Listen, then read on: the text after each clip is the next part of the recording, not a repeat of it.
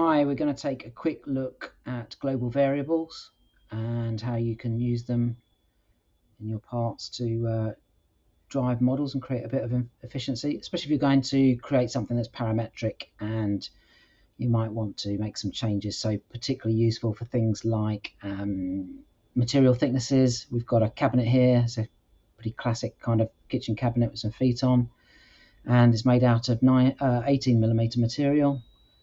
Might turn out that we'd want to be able to use maybe 19mm material if it was going to be not MFC, it was going to be something like a bought-in veneered board, or any other material. Maybe you'd want to do painted materials, but you'd want it to be 22mm or 15mm, whatever you might want it to be.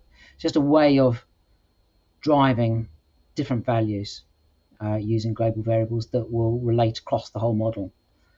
So let's just jump straight in. Just to give you an idea where to look for your global variables once you've set them up. It'll be, if you go to the tree on the left hand side, you'll see there's an element here called equations. So if you expand equations and you've got some global variables, you'll see them listed out here. So we've got material thickness at the moment at 18mm, cabinet width, cabinet height. You can make them up for pretty much anything as long as you can apply them sensibly across your model in your sketches. And you'll see, if we open up maybe my first sketch here on this model, you'll see we've got the 18mm here with an equation sign, and here we've used the thickness material there. That's driven by this global variable.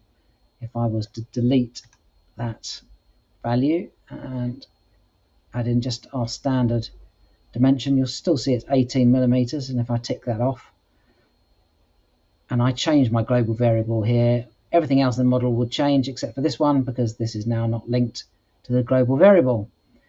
So you might ask, how do we link it? Well, if we double click on here, and then if you're going to put an equation in, if you put an equal sign and then type in your equation, then you get the option to put in the equation.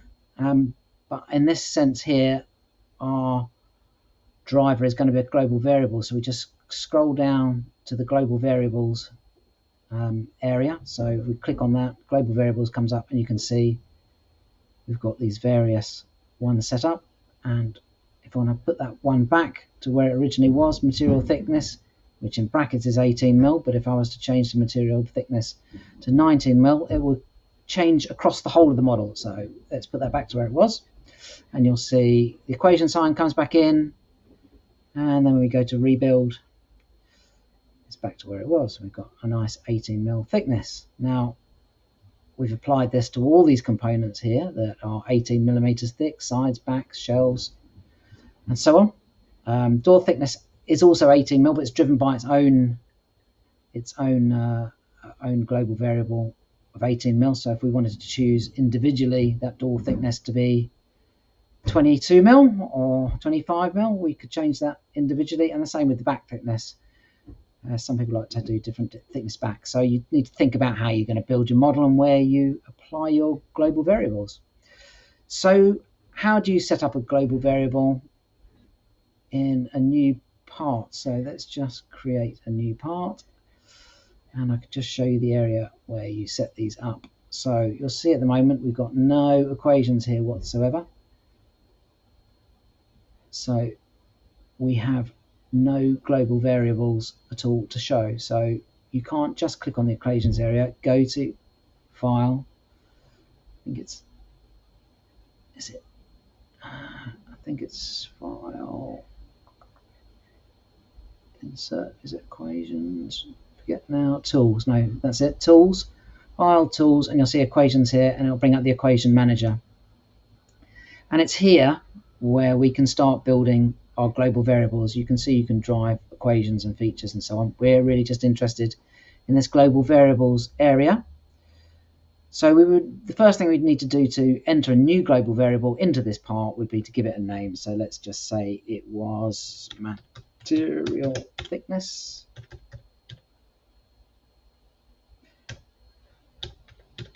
And we wanted to make that value 18mm, so we just type in our 18mm, go If you click on the next one, you'll see it then evaluates to that, and I can then change here at any point in time. If I change it from 18 to 22, it then becomes 22, and then it just tells you what it evaluates to on the left hand side, and then you just keep going. Add another one, maybe back would be 18. Go OK, and you'll see because you've started to create some equations, that equations field now populates on the left hand side and just gives you that easy way to, you can right click on that, manage equations, and that brings that into play, as it were. So for the first time, you probably want to go up to, just to start setting some up, you need to go up to Tools, and then you'll see it's the equations bit down there. Let's just click it off so it's not grayed out. Tools, equations there, and then that'll bring that up for you. Okay, so we're not going to save that one out. Let's just show you how this works then in practice, because let's just test out that it's actually going to work. So material thickness is 18 mil. So let's just change our material thickness so we can go equations. So we can either go to Tools, Equations, or we can go right click, manage equations, and let's make our material thickness 22 millimeters. Go OK, and this should now be updating, and you'll see here if we click on here, and then length down here 22 millimeters, so you'll see all the components that were given that. There we go, length down the bottom there, on the bottom of the screen, 22 mil, but you'll see that the back should remain at 18, which it doesn't. So why is the back not correct? And that means that back must have an incorrect global variable in it. So let's go back and edit it.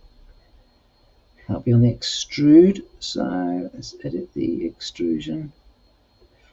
So there's obviously an error in here. Global variable equals 22. Well, we must have selected the wrong one. So let's go equals, and then click on the global variable, and then we want to choose the